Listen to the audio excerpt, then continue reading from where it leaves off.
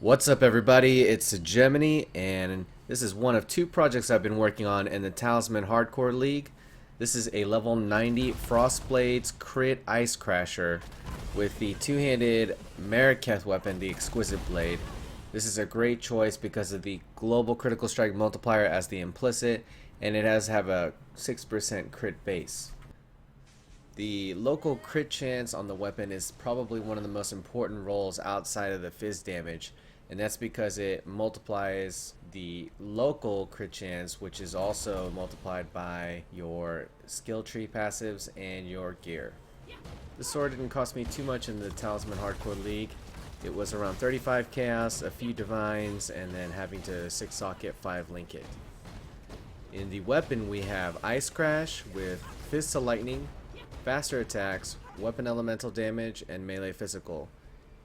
Now I do 100% conversion from Fizz to elemental, so that means that I don't need to worry about having high amounts of physical damage mitigation for reflection. And with my crit chance and damage, I'm able to freeze shock ignite reliably because I'm using Tri-Heralds, Fizz to Lightning, and things like that. For my 6th link in my chest, I have Frostblades augmented with physical projectile attack damage, weapon elemental damage, Fizz to Lightning, chain, and multi-strike. Now the good thing about multi-strike with Frostblades is if you miss your first target where you're aiming the Frostblades, the second and third strike will land and it has like an auto aim feature. You don't want to use melee physical damage because it's not a melee skill. So treat it like Spectral Throw or any other Fizz projectile attack. I'm using Malagaros because it's a great choice for the character as it enhances critical strike chance and multi, and it gives me some attack speed. As for the helmet, you could go with Rat's Nest. I went for more HP, so I picked an Evasion Energy Shield just because it would be easy to color for my Herald of Thunder, Assassin's Mark, Curse on Hit, and Poacher's Mark. This is something that I haven't done before on a build, and that's Dual Curse. I enabled Dual Curse because I have a Corrupted Implicit on an Amulet, particularly Blood Grip in this case, and I was very lucky. I think you have a 1 in 166 chance of volleying +1 Curse. So I bought 14 of these, and I landed it on the 14th or 15th one.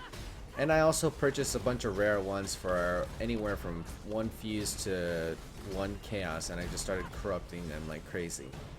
Blood Grip was an easy choice because I wanted it a unique amulet that had some life, seeing as how the right side of the tree doesn't have too much of it.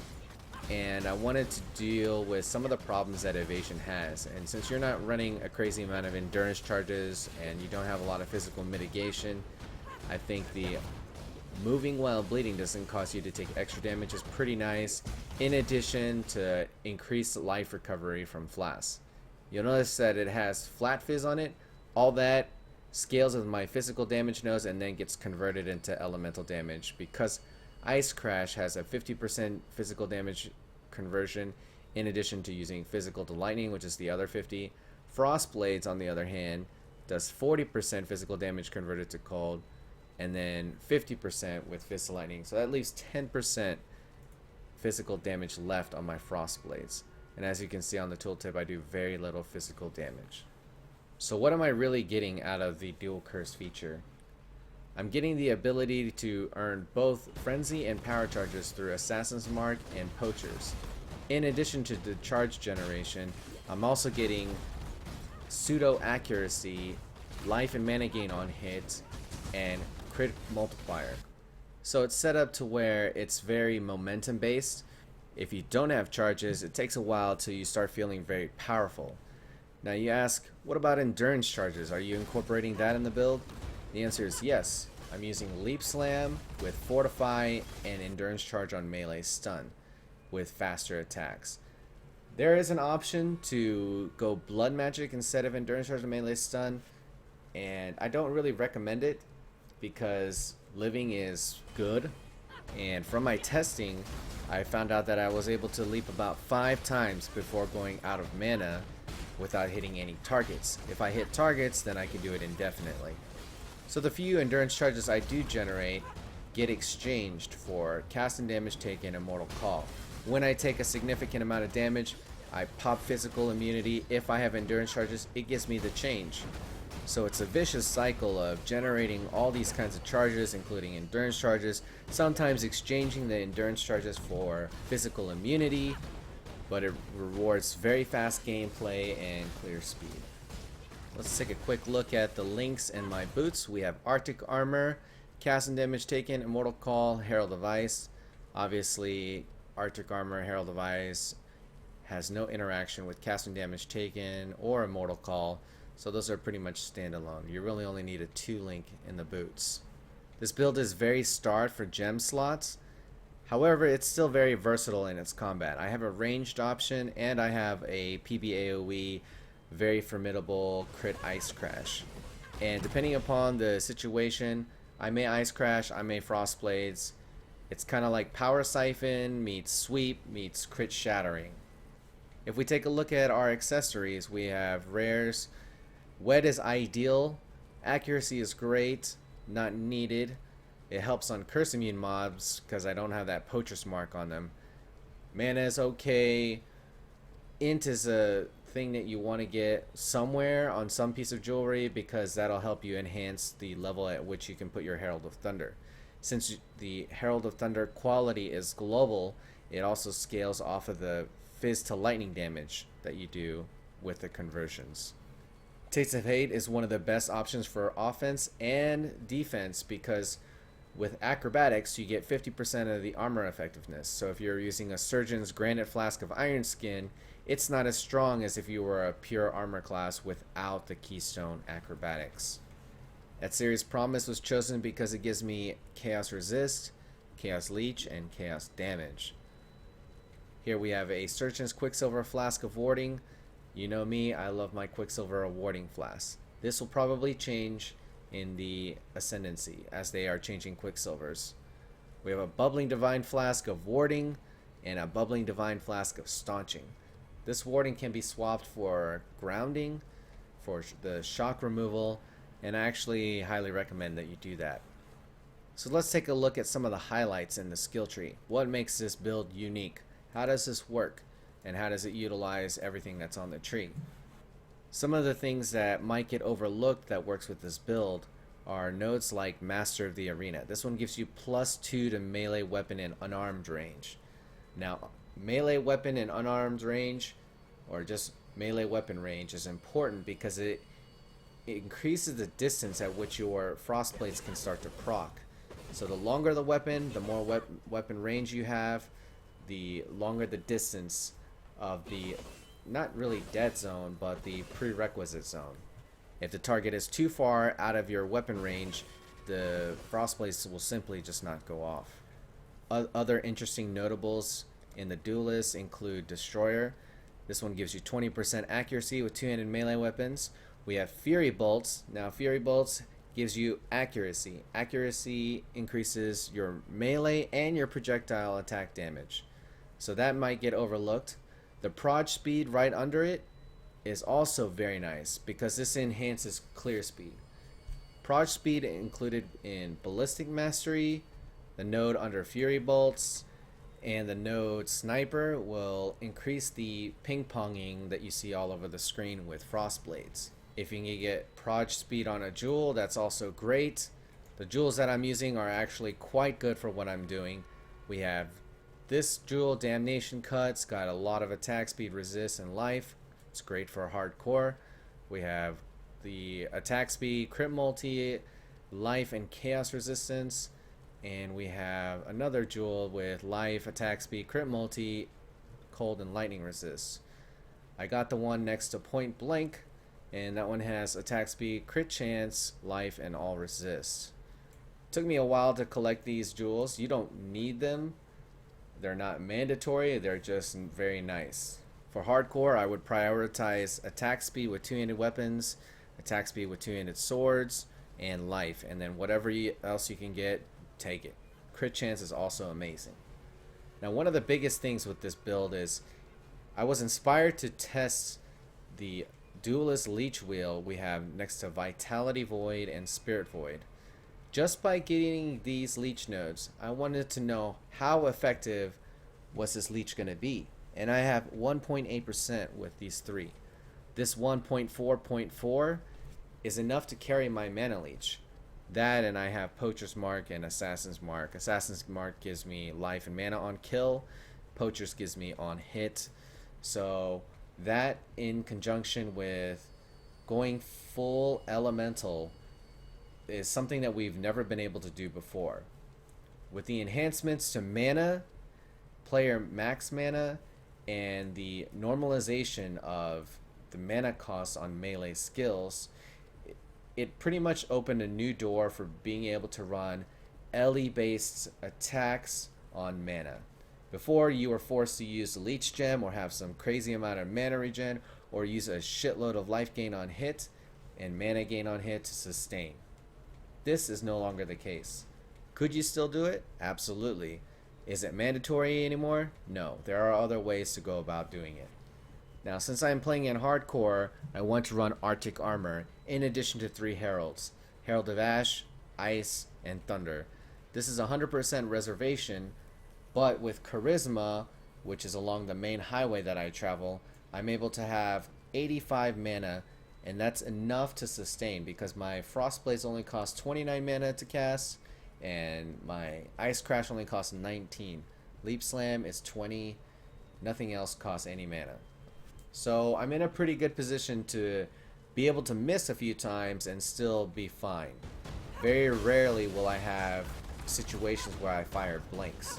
It wasn't until the late level 70s that I switched to Tri-Herald with Arctic Armor. I believe before that I was just doing Hatred with Arctic Armor.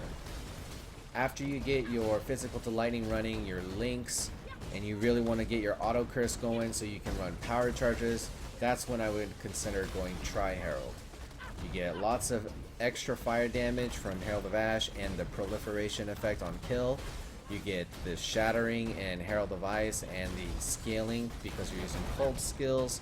And then you have the Herald of Thunder scaling your Fist of Lightning and auto cursing dual curses for you. When you're like, Hedgie, I can't afford a Blood Grip with +1 additional curse, or I can't afford to buy a bunch of them and evolve them and hope for the best. You can use Dodri's Ring, which is a ring that gives you +1 curse, or you could use a Corrupted Karuri Ward. That's also a great choice. It has proj speed, movement speed, accuracy, and strength. Worst case scenario, use the Dodri's Ring, and if you have the financial means to get a better Corrupted Amulet, go ham. Well, you might ask, why did you pick up the jewel next to Point Blank with the evasion prereqs versus the jewel above acrobatics with projectile damage? Projectile damage is nice, but it doesn't affect my Ice Crash. And hardcore, you want as many defenses as you can get because you want to prepare for the worst.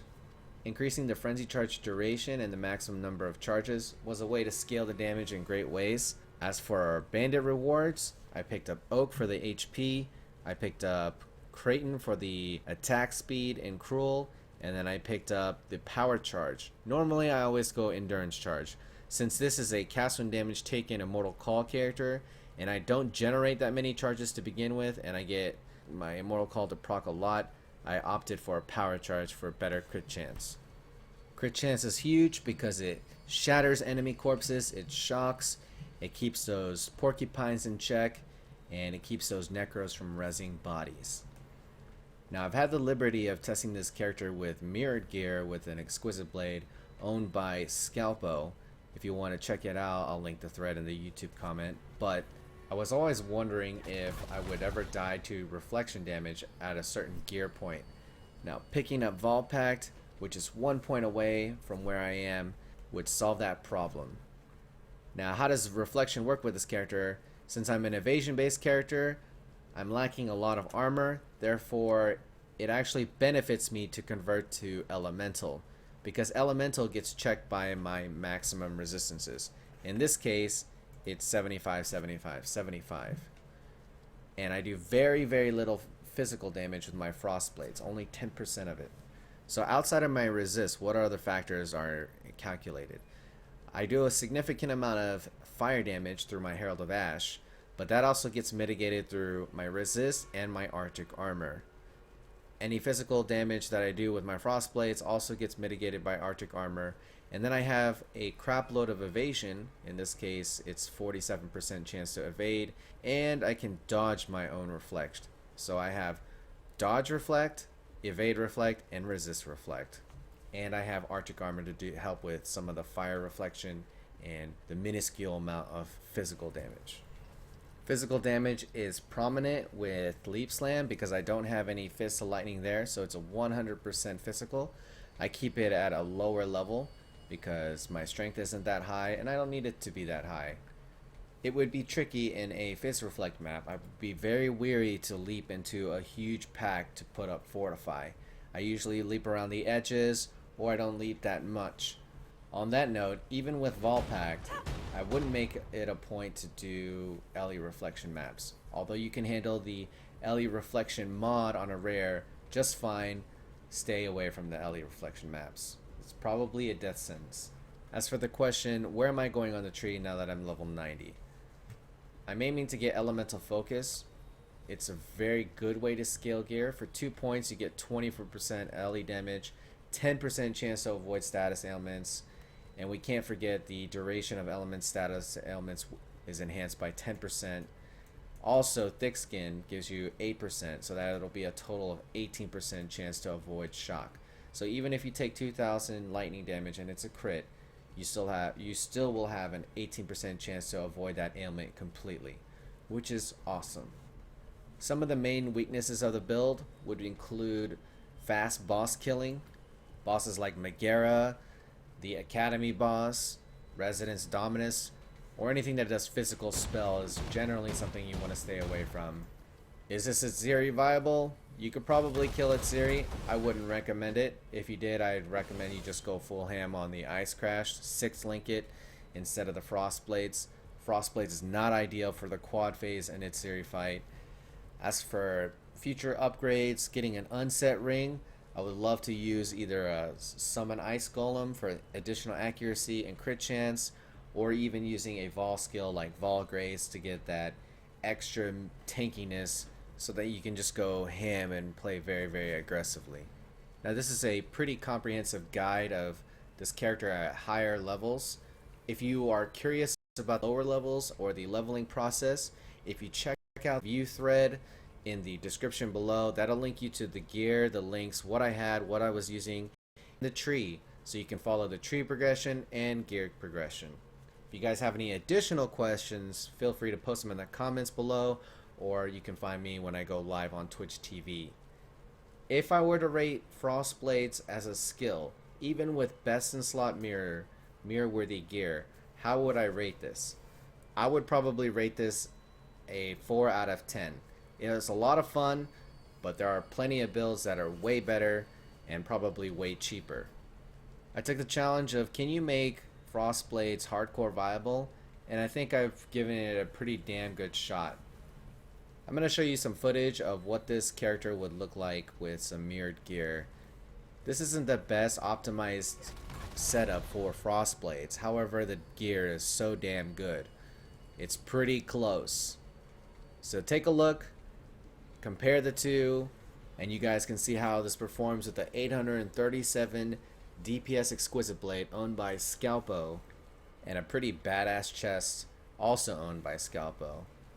Here's a quick look at the rest of the gear. Don't blink, you might miss it. This neck is also owned by Scalpo if you need to mirror this. But enjoy the footage, and if you enjoyed this video, don't forget to like, share, and subscribe for more videos like this. Thank you guys for watching, and I'll see you next time.